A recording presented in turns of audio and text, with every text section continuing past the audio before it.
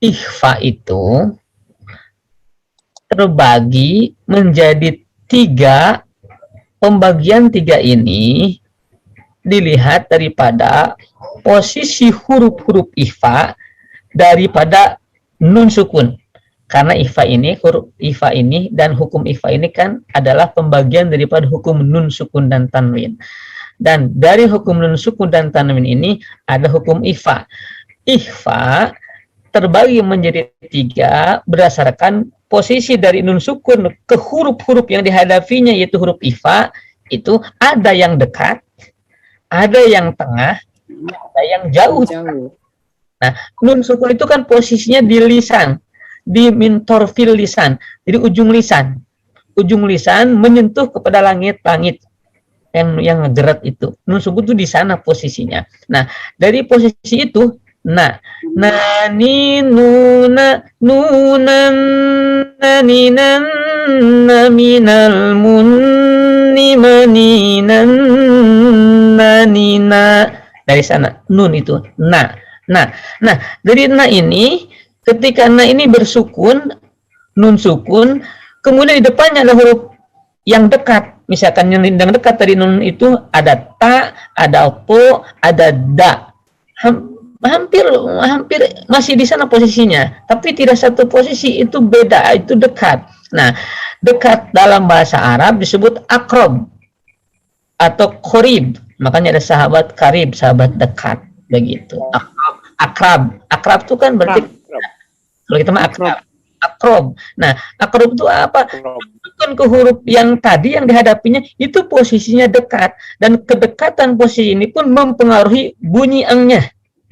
Nah, atas gitu tahetan tilu ta todal dekat. Berikutnya si na ini saat sukun kemudian menghadapi huruf-huruf yang dihadapinya itu ada posisinya yang tengah, tidak terlalu dekat sedekat yang tadi ta todal, juga jauh seperti huruf nanti kop dan kap itu jauh. Ada di antaranya nun sukun ketemu sya. Sya itu di belakang sebetulnya. Sya itu dari tengah lidah menyentuh langit-langit, tengah langit-langit. Ada jim, ada shin, ada iya. Yang jadi huruf ikhfanya kan shin, iya, shin dan jim. Contoh, nun sukun ketemu sya. Ming, ming. Ada 10 huruf yang masuk kepada pertengahan. Pertengahan dalam bahasa Arabnya sebut ausat atau wasat. Ausat itu pertengahan.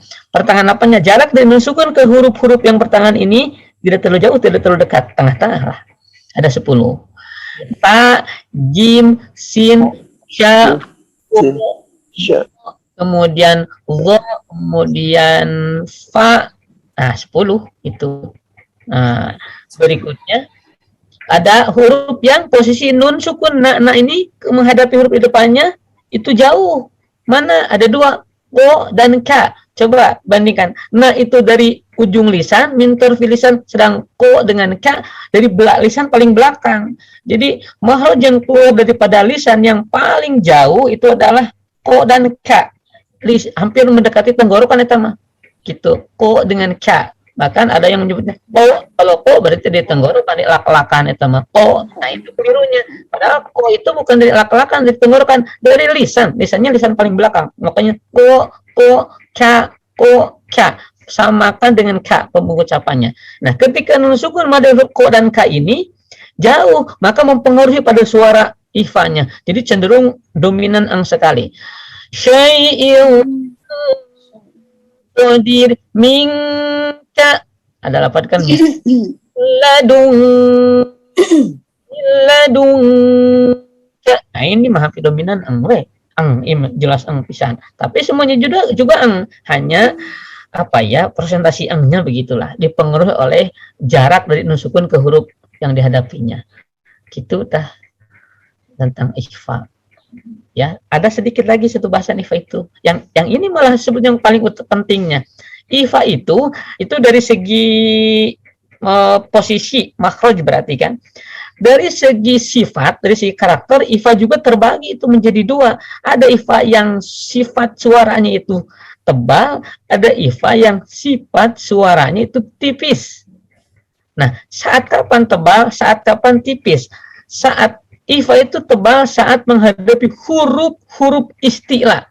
Jadi dari sekian huruf ifa, dari 15 huruf ifa, ada huruf-huruf yang memiliki sifat isti'la, bahkan itbak. Contoh yang berbunyi o semua itu isti'la. O, kemudian o, kemudian go, kemudian apa lagi? Wo berbunyi o itu punya karakter isti'la, berbunyi o itu. Maka dari ketika mengikhfakan pun harus menebal. Contoh, syai'in, salah, syai'in qadir, syai'in, bedakan dengan syai'in, mana yang tebal, mana yang tipis. Oh, Yang pertama begini, syai'in qadir, syai'in qadir. Yang mana yang tebal? Yang pertama, yang Terakhir. Yang kedua. begitu. Oh, ya. Dari segi karakter. Jadi pembagian yang tebal tipis ini dari segi karakter hurufnya. Maka ikhfa pun memiliki karakter, ada tebal, ada tipis. Kalau ini miladun ka berarti tipis karena huruf K-nya memang tidak punya sifat istilah. Itu